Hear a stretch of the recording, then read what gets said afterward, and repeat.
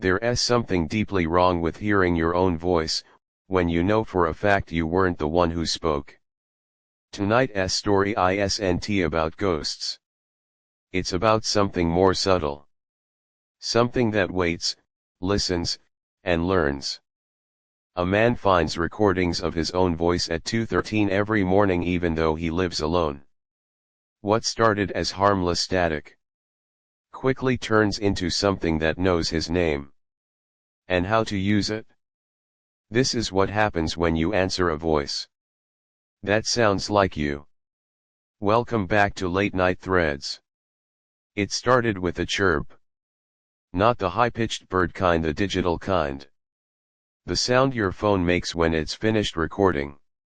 Only I hadn't recorded anything. At least, I thought I hadn't. It was 2:13 a.m. when it happened. I remember because I had just turned off the TV after binging a few episodes of some forgettable show.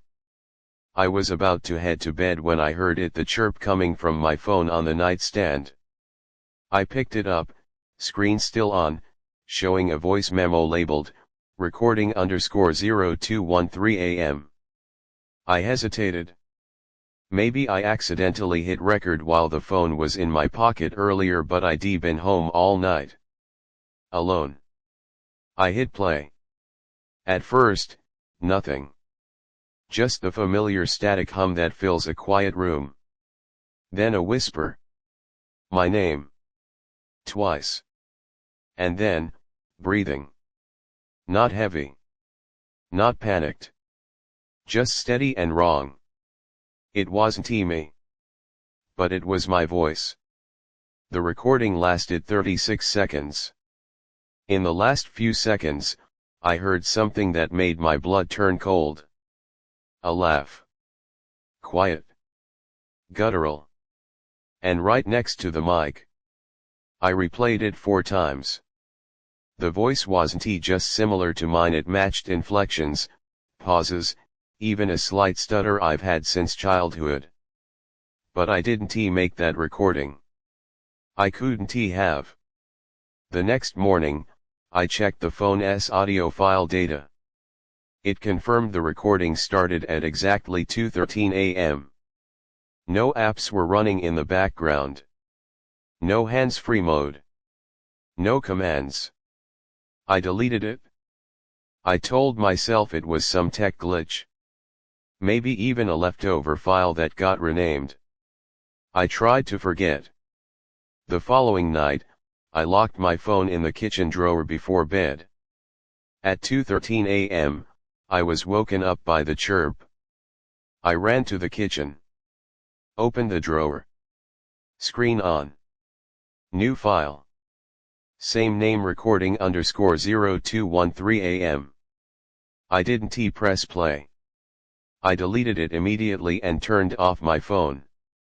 But now, it doesn't matter. I don't need my phone to hear it anymore. Last night, at 2:13 a.m., the chirp came from the hallway. And something whispered my name from behind the door. I didn't open the door. I stood frozen. Not blinking. Barely breathing. The sound I heard, it wasn't the wind. It wasn't the house settling. It was a voice. My voice. But, wrong. I know you're awake, it said. The tone was lower. Filtered, like someone was trying to imitate me through a broken speaker. You don't have to be scared. And then it laughed. I had heard that laugh before in the first recording. It was empty, hollow, like something mimicking joy without knowing what it means. Familiar. But dead inside. I turned on every light in the house. Nothing in the hallway. No footprints. No camera picked up a thing. But the next night, at exactly 2:13 a.m., a new recording appeared. No recording_0213 AM this time. This one was named, Let Me In.mp3. I didn't open it. It opened by itself. The moment I picked up my phone, the audio began to play through the speakers. "You can open it now." Then the sound of footsteps, behind me. I spun around. Nothing. But the light in the room had gone out. I hadn't turned it off. I packed a bag and drove to my parents' house at dawn. I didn't tell them why. They thought I was overworked. Sleep deprived. I left my phone behind. Turned off every smart device. 2 nights of silence. Then, on the third night, I heard a faint chirp. Not from a phone. From the digital clock next to my bed. A plastic alarm clock. No speaker. No mic. Just red digits and a snooze button. It chirped again.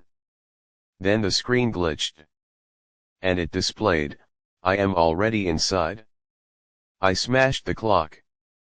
The lights in the room flickered once, then died. Everything went still. Too still. As if time had stopped just for me. I backed into the corner of the room, breathing shallow. Tried to call out. My voice wouldn't come. I grabbed my phone, even though it was off. It lit up anyway. One message. No sender. No number. Let's talk in your voice. I opened the front camera to check my face.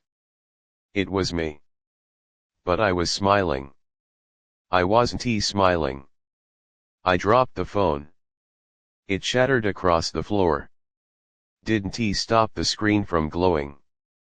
That's when I heard it, my voice coming from inside the walls. From behind the closet door. From under the bed. Everywhere. All at once. Now you've heard me. Now you remember me. And that means I can become you. I screamed. I begged. No one heard. No one ever would again. Morning came. My mom opened the door to check on me. There I was, sitting calmly, smiling at her. "I'm fine, Mom," I said. But that wasn't me. Because I'm still here. Trapped behind the face that looks like mine. Watching through eyes I no longer control. And every night, at exactly 2:13 a.m., it practices. Its voice gets smoother. Sharper. Better. One day, it won't just sound like me. It'll be someone else. Maybe you. Maybe someone you love. All it takes is for you to listen. One message. One recording. One whisper outside your window. And once you hear it, you've already let it in.